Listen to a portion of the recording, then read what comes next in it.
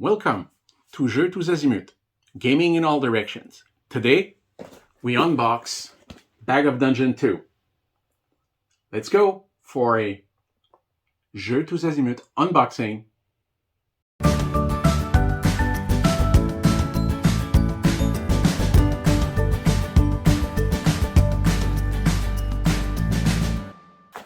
Welcome to the channel. Yes, sometimes we do videos in English. It happens when I find something interesting to show, and for a lot of the subscribers who do speak English only. There is a French version of this unboxing available on the channel. Please go and see it. Si vous parlez français, la version est disponible. Now, let's talk about this. Gunpowder Studios just finished their Kickstarters a few months ago, and they promised a Christmas delivery. There it is. So let's take a look at it. Yes, I already did the unboxing in French. So if you really want to see me shrink wrap with my knife, please take those few seconds right there and come back and see the rest. So let's take a look. An unboxing means I'm going to talk about the game, talk about anything that comes to mind as we go along and visit. So let's take a look at this.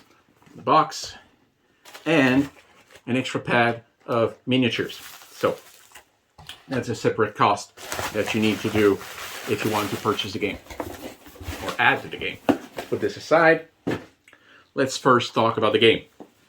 Tim Charvel is doing a second version of this game. Bag of Dungeon was well received and is also available. Actually, they're complementary if you want to. We'll talk about it a little later. So, this is Bag of Dungeon 2. Here's the front. Here's the back. Beautiful. Really well done. I like. It's compact. It's quality. It's sturdy. So, let's take a look at what's inside. First, a little pamphlet. The Curse of Kalantor. This is the lore behind it. There's a few chapters. Let's put ourselves in the mood. Ethon and Mariel. Ethon and Mariel were elven rangers, stewards of the kingdom's great forests. Their love for these sacred havens was surpassed only by their love for each other. Seeing a great union in the young couple, Aldaron, the elven king, granted them home in the most magnificent of his forests, the vast and beautiful Kalantor, and he decreed that they be its sole guardians. Just reading and hearing that, I'm in. I'm fascinated already, and I want to know what's going on in that forest. So let's put that aside. Rulebook, about 22 pages, fairly similar to the first one, and it contains details about combat, building the forest, and so forth. We'll come back to it a little later and talk about those. The boards, for a little later. Well, let's talk about what's in the rest of the box. In the first version, when you were doing retail, the bags were in a cloth, nothing fancy, but right for the context, and it was beautiful. During the Kickstarter, they unlocked the goal at one point to get Deluxeified bags. Look at those. They're absolutely gorgeous. Nice velvet for your items and monsters. Also, they Deluxeified the main bag to carry your game. Look at this. Just gorgeous. There we go. I'm very happy that they were capable of doing this. It feels luxurious. Can't wait to put that in and carry it wherever I go. Let's talk about the rest of the equipment. We received classic wooden cubes. There we go. And obviously a good dose of silica gel. Always useful to keep humidity out. So 4 colors, different than the first one. 4 cubes each. 1 to 4 players once again. And let's put those back in. Nothing fancy. They're just doing what we need to keep the number of lives. Our elf, the elf of the monster, and what else does it do? 1, 2, 3, and our health, obviously. Oh, our actions. We'll talk about the characters in a moment. Dice. In the first game, there was only 4 dice because, well, that's how it was. Somebody noticed that sometimes you needed the 3rd dice to roll on your own character. So this time, they went for 7. More useful and more practical. I like the green. Looks beautiful. All right. Wooden dice. You can replace this with your own Deluxified set if you want to, but not necessary, especially when you carry it somewhere. The meeples. Also, different colors than before. Our classic characters, 1 to 4. There we go. And this time our bad guy is not the dragon, but this little guy. I'm going to bring it over so you can see it. There we go. Up there. There. Okay. So these are our good guys, bad guys. Now, what you're going to want to do if you spring for the minis is you're going to replace those. We'll look at those in a moment. I'm eager to show you how they look. All right, let's talk about the characters. Let's put that aside. There we go. In the original box, you had 4. There was an expansion you could buy, adding, I believe, 4 or 6. But this time, we come with 8. So, since the characters are capable of going from one game to the other, that gives you a vast pool of characters you can work with. So I'm going to put those right there so you can look at them. Let's start with Syria the Hunter.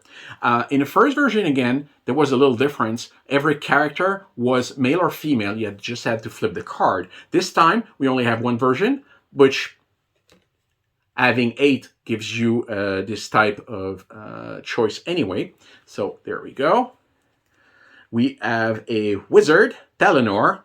If you take a look very closely to that one, you can probably relate the shape to a fairly known wizard, but at this point, Talinor, you were playing that magician. We got an herbalist right there.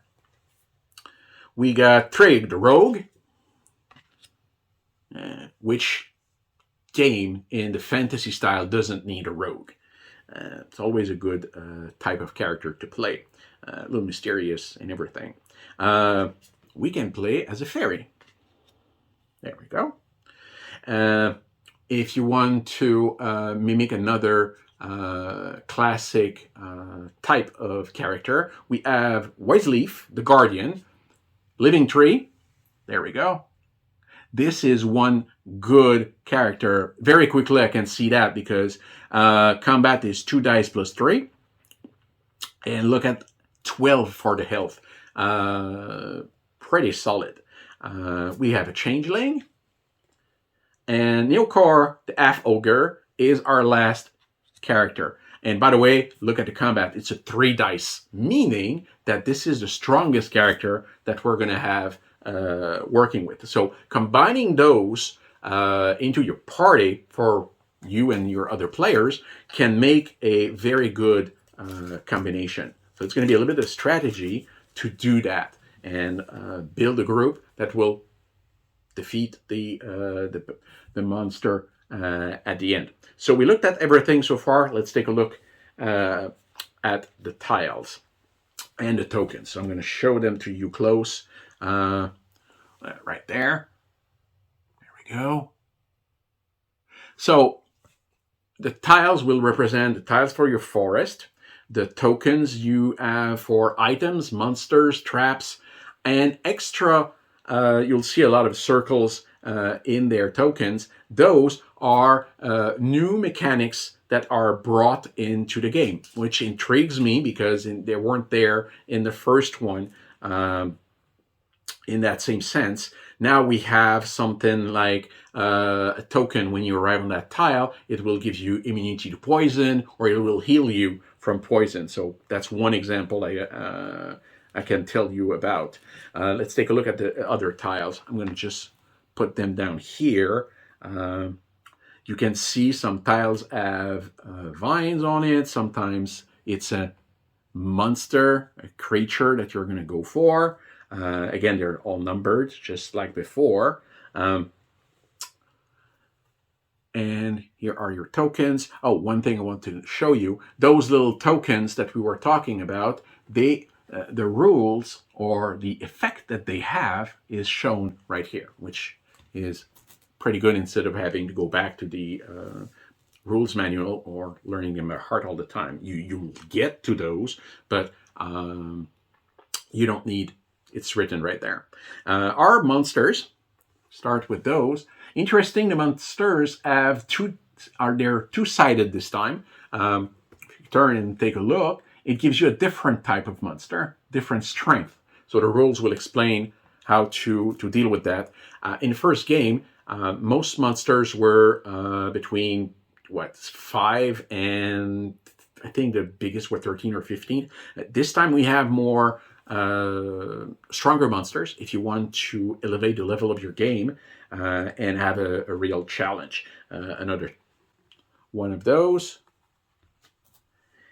And yeah, you can see we got spiders this time and we got web inside. So I'm curious to see what's going to be the consequence when you get there with your party.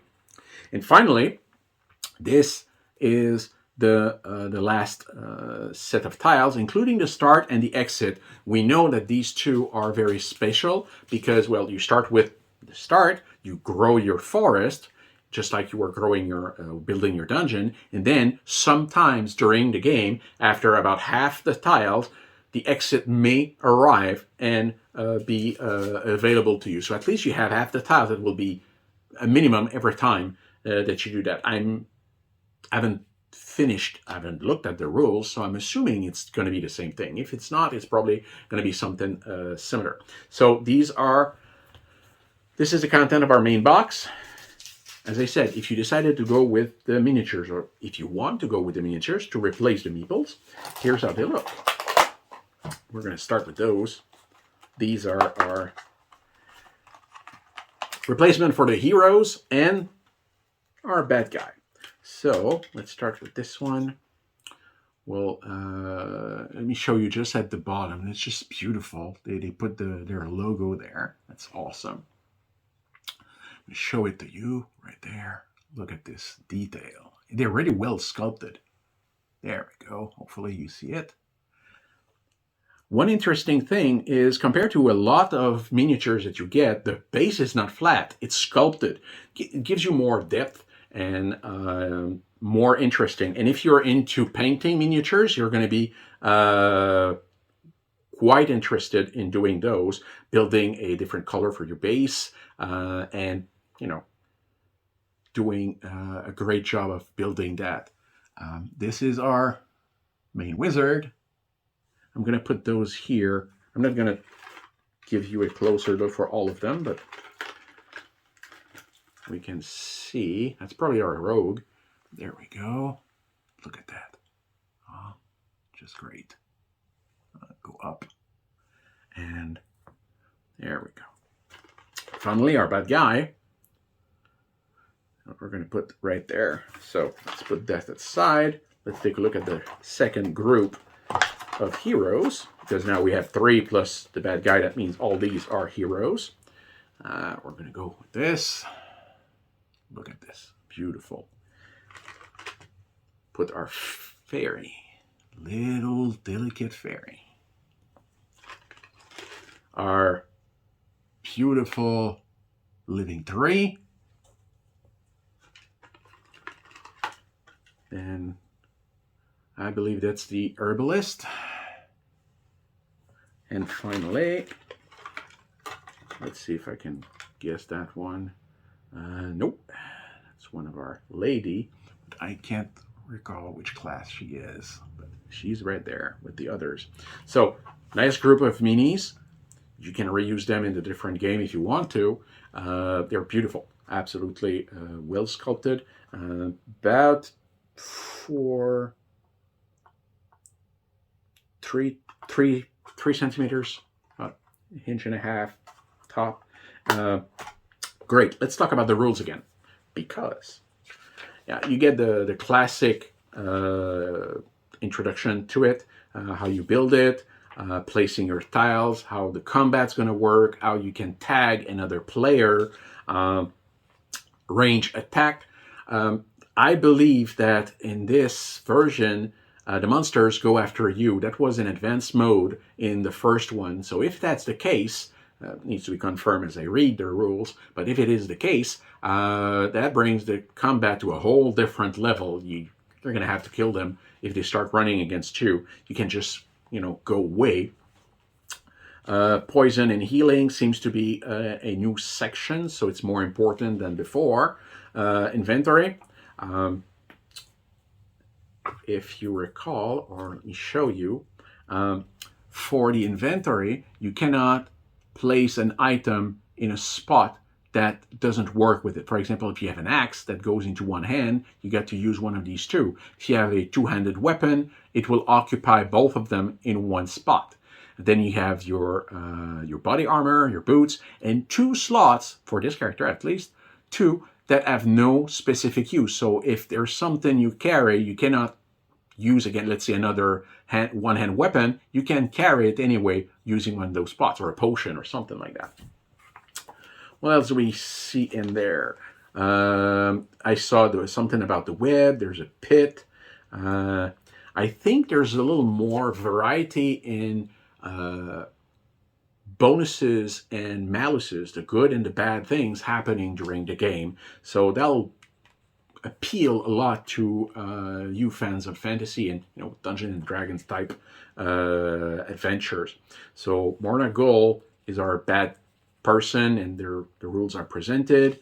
What I wanted to emphasize is there is in there a set of tiles that allow you to go from this game to the Bag of Dungeon 1, the castle, or the dungeon that you build. So you can go from the forest into the castle dungeon. Sorry.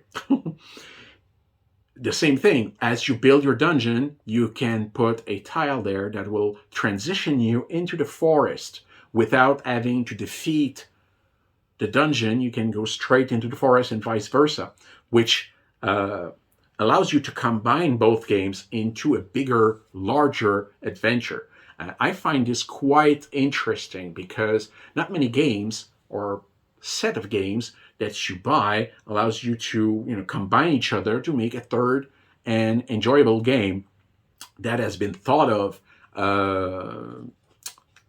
specifically. So yeah, that'll be quite interesting. If you recall, in the Bag of Dungeon 1, there was a ring that was the trigger to be able to go to the exit, and you needed it to get out. The ring is now, again, the rings always have power. Take that ring, and it has a role to play in the forest. So I'm eager to see what happens with that. Solo game, again, it's a 1 to 4 player. And summary of the different tiles, the items you can grab, and the traps, and so forth. Quick play guide at the back, very useful. You keep it on the side of the table and remind yourself of the basic, most used rules. Overall, look at that. It's a nice little pack, easy to carry. You don't need the miniatures on the go because you got your meeples, but at home it makes it for a more interesting, more visual interaction, especially while you'll have your tiles and you'll see your character move over there. That will be quite interesting. And the Velvet upgrade is a welcome addition of color. I really love those two. They're really nice. So that's it. That's Bag of Dungeon 2.